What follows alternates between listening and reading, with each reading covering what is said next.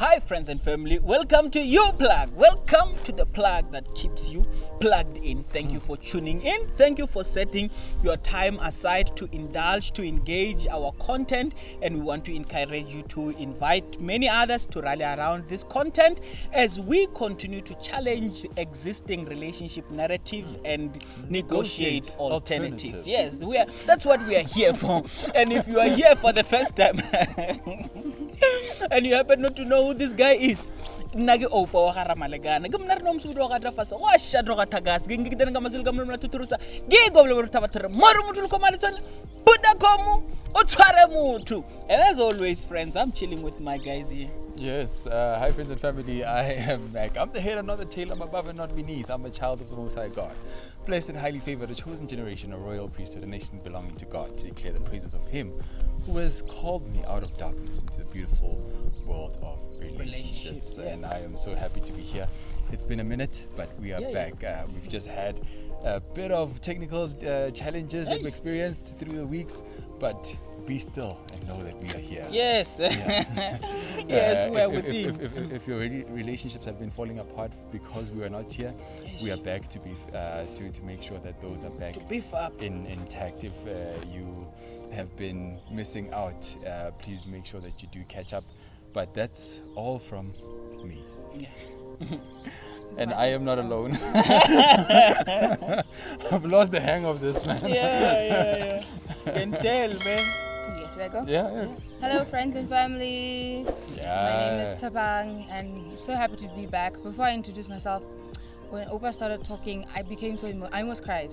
I'm not lying. I think it's because I missed you guys so much. Oh yeah. Yeah. Anyway, I wanted to say that before the moment went away. Oh, okay. Yeah. Okay. No, it's okay. We can all cry. It's okay Yeah. to cry. We talked about this off camera. Yeah. We can We can cry. That's all. So I'm Tabang Mputi. I am saved, sanctified, and set apart for Jesus. Hey, Yes. amen. And I'm very excited to be here today. Oh Yes. yeah. So let's go. We don't want to waste time today. Minister, take us through. What are we talking about today? Today we're always talking about something exciting. Yeah. Today is just one of those days. Yeah. So today we're going to be talking about Opa. We love talking about Opa, right? Oh, that's hectic. And the reason why we're going to be talking about Opa is because Opa just turned 7 years in marriage this past weekend. Woo! 7. The That's- pillar of you plug. I'm telling you, that's like perfection. Hey. 7 stands for Man, perfection. yeah. And if you reach 7, you are established in marriage. You have a PhD. PhD, You huh? now have something to say. Oh, yeah. You can Only you know, now. Yes. I received it. He said All those before then you need to listen. episodes. Yes. Just listen.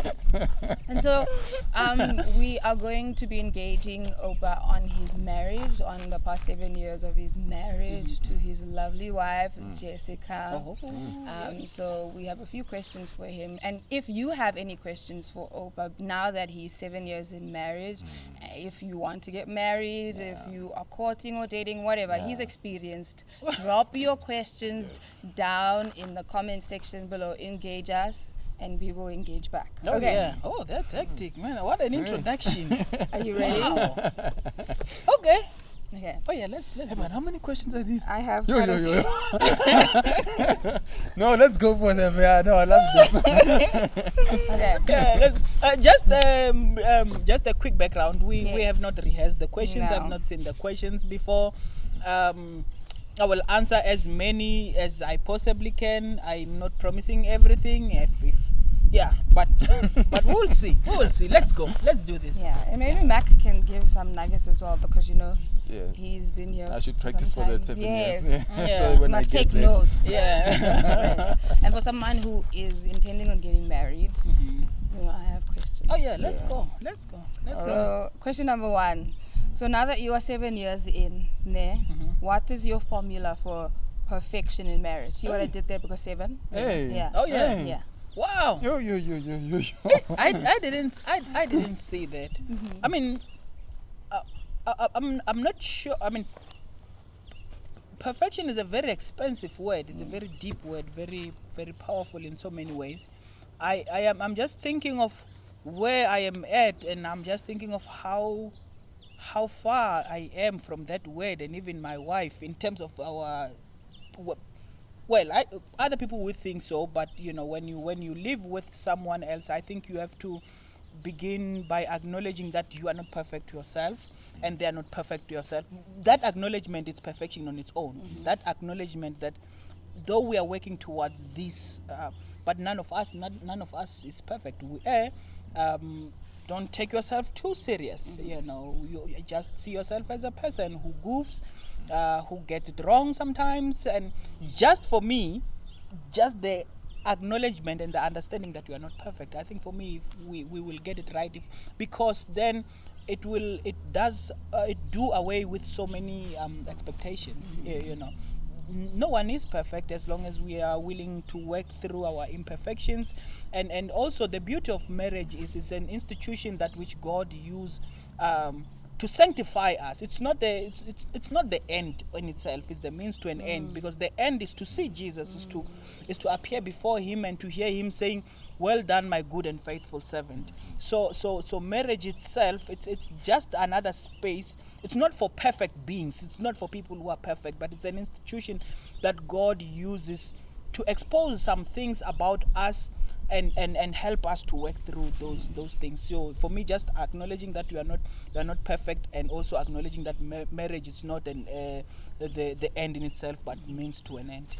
As you're talking, I'm hearing that you are emotionally mature, and obviously I think your wife also is. So you think that emotional intelligence is important in a marriage, or before you go into a marriage? Yes, 100%, 100%, because you have. And it's not something that I would say I got it instantly, but you have to go into that space. You have to know that within the relationship space there are some conversations it needs you to engage emotionally, and some conversation needs you to engage rationally. But that doesn't mean we must overrule rationale in a space of emotions, but we need to be aware of everything. We need to engage and be able to know and understand, because emotional intelligence does not necessarily say that's how you manage emotions, but it speaks to awareness. You need to be aware. What time is it in a relationship? Is it time to build? Is it time to hang around? Is it time to engage? Is it time to resolve conflict, or is it time to listen? Is it time to bring a point across, or time to take one's? That's what emotional intelligence helps us to do, to be aware of ourselves, how we feel, how the next person feel, to know where I end and where someone else begins. So I know that's key, that's important. Can you see why 7 years? Yeah. No, I'm interested to perhaps maybe simplify it. What does that look like every day, engaging something rationally versus emotionally? How do you make that distinction for you in a very simple everyday life, in trying to decide what it is that you engage emotionally, that needs you to be present emotionally, versus what needs you to be. So I think for me, just just to back up, the understanding between what emotions and what is factual, because sometimes those lines can be blurred. Like for example, let me just even bring it locally. If there are some stuff that my spouse feels so emotionally inclined towards, or she's emotionally hurt, or needs emotional attention, or raises concerns about me that may have touched some of his emotional wounds, or just emotions at some point, I need to be able to know, is it time to engage on this thing logically, or is it time for me to just listen and take it in? What emotional intelligence does is, you know what to own up to, and you know what is other person's. So when you know that this is other person's and this is how they feel at that point, this is how my wife feels at that point, and the emotions are high, I don't engage. Just leave it. Just acknowledge. Just acknowledge and validate. Acknowledge how the person feels. Acknowledge the concerns they are raising, and just take it as that. Because it's not about trying to win an argument. It's not about. It's about trying to live within a space where each one of us feels heard. When the emotions are down, and now we can talk and make jokes, that's when I can bring up issues and say, I think we need to speak about that. Sure. And then we attend to whatever matter that it was. I must say that it didn't. It's not something that came easy. It's still a constant struggle even now, because sometimes when a person says the carnal in me, I'm a person who likes facts. So the generally I want to engage on the space of facts. So every time when a person raises something, sometimes I overlook emotions in that space, and I want to engage, and that's what causes a lot of even a distance within a relationship. And that's even stuff that that some of these things I'm even learning still recently. It's not like it's a you learn every time that sometimes when people raise concerns, listen to the issue. We spoke last about don't tackle the person, don't tackle the man, tackle the ball. Sure. What is the issue here? And if it's something that needs us to, like when we do budgeting, the emotions are not involved there. We talk money, we need to look at how much is what. But when it's stuff that are not so technical like that, and we are talking about those things, I need to listen to the one who's bringing the concerns, and take time to sit down with that, because most of the time, generally, people are not entirely wrong. Even when they are emotional and they are raising concerns about you, they are not entirely wrong. Sit down with what they are saying. Try to listen. Try to look at your contribution towards the problem that they are raising, and own up to that. Try to correct the rest, that which is perception. Before you go to the next one, sorry, I thought that was a really good question that you were asking, and that's why I was probing a bit into it. And I think it becomes important that not only you are in a space of being emotionally intelligent, but your spouse as well, or your partner, because like he rightly said, that we don't get it right all the time. So if the other person is just as not getting it right, then it's a mess. Because there are times where I've seen that I've engaged something rationally where it needed emotion, and it caused it could have caused a big thing in our marriage or in our relationship. But then she, being emotionally intelligent too, and being able to see that this is what is needed in this space, was able to counter it with what it needed at the time. So you are not the only person who should be doing all the work. You need to acknowledge that you won't always get it right. I'm not saying just slack and pull your feet, but sometimes you will need grace in the relationship. In that space, and finding a person and a partner who is able to engage that even through the dating space kind of gives you a preview of what kind of person they are, that they are not always dependent on you to carry and make the right decisions and all of that. And I think just to add on that, our counselor said something which I still hold dearly and today. He said in a space of marriage, like he says, all of us, he made a statement and said all of us are potentially mad, and he said in the space of marriage, let there be one mad person at a time. When one is mad, one must be a patient, and vice versa. Otherwise, two mad people, it's going to be chaos. And even with that, I must acknowledge that I don't always get it right. Sometimes I'm like, let's go. If we engage, let's go. Let's engage. But then I come back to myself and say, but oops, that was unnecessary. You really there was no need for that. Your ego was involved in this thing. As you can tell, marriage is a lot of work. Yeah, If you want to get married, you must be ready to get to work. yeah, you know? yeah. Oh my for gosh, sure. I'm getting stressed out just listening to you speak. Okay.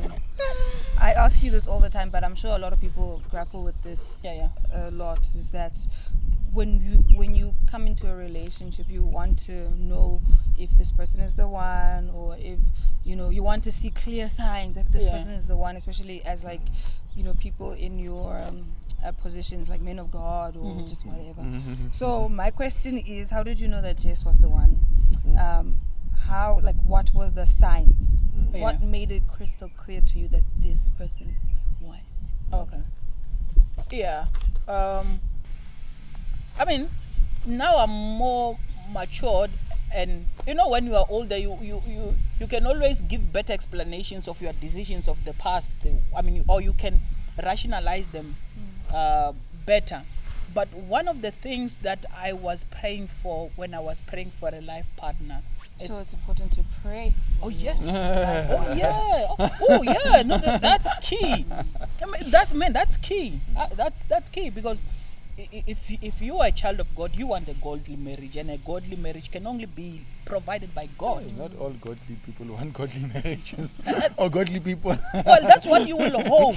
Yeah. Yeah, No, because if you are genuinely godly and you don't want a godly person, and you are genuinely godly, then there's a problem with your godliness. Yeah, then there's just a problem there. That's a word. Yeah.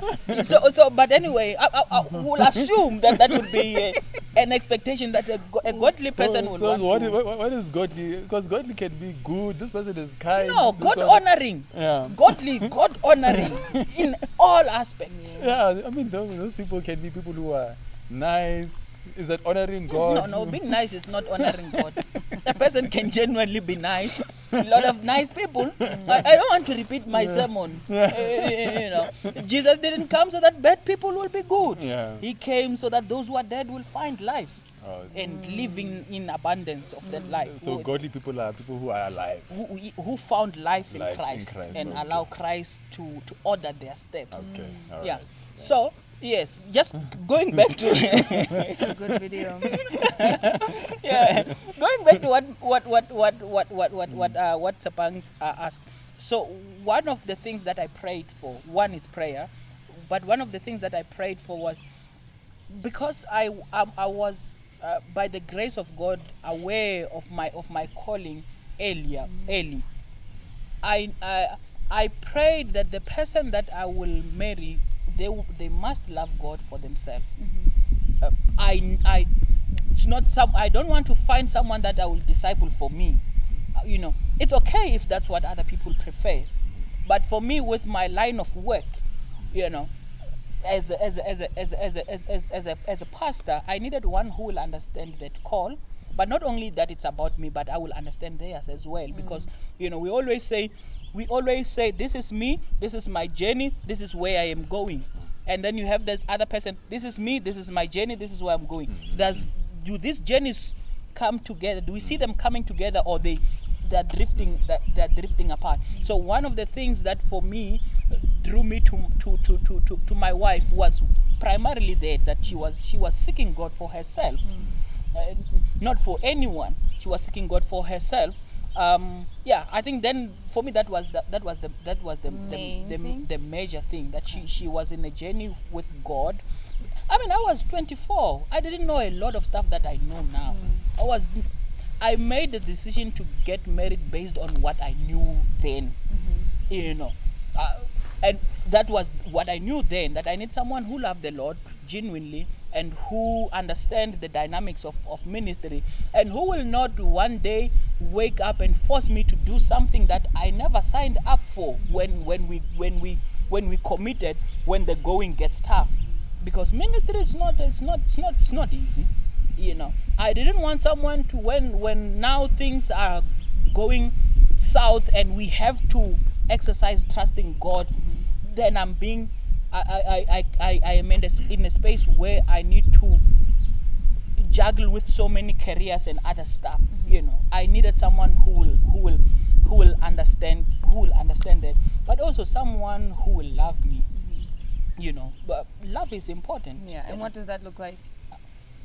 Appreciate me.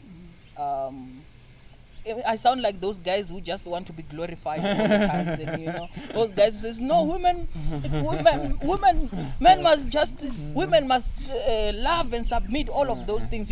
Those guys who praise themselves, but someone who will genuinely want to be with me for me, someone who likes me. Love is a beautiful word, but also likes me. I like my wife. It's one person that I want to be with all the time. I like her. Apart from the fact that I love her, I love her. Tell her she's watching. No, she will catch up with me.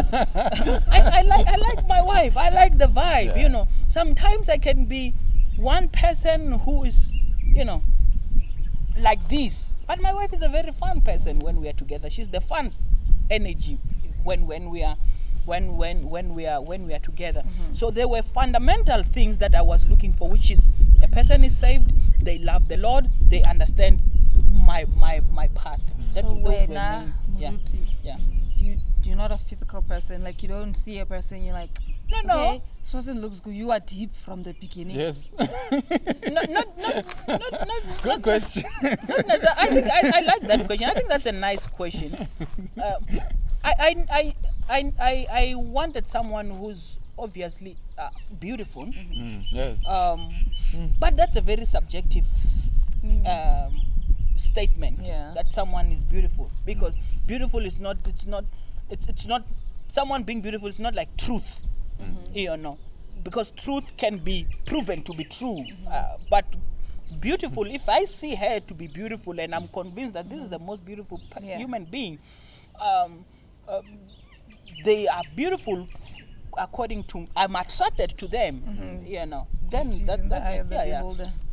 but I actually never thought that. I didn't think so deep about that. I knew I want someone who's beautiful. I didn't know how that beauty looks like. So you didn't necessarily have a type. You know how these people have types nowadays. We were friends with my wife for a while before we decided to be in a relationship, and when we became friends, we were just genuinely becoming friends. I didn't have any ulterior motives, but as time goes, I actually decided, I actually like this person. So looks don't matter. That's not what I'm saying. That's not what I'm saying.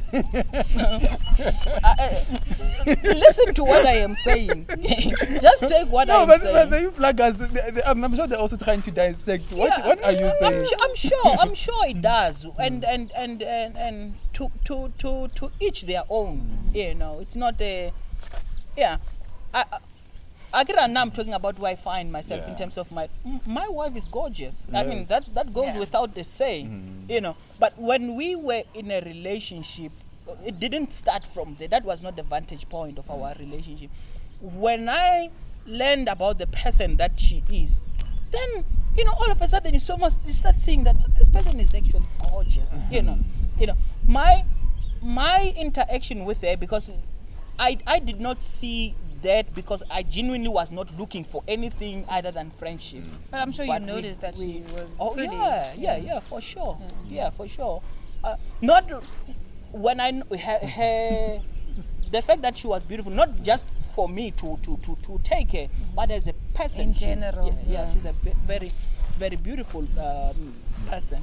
Yeah. I think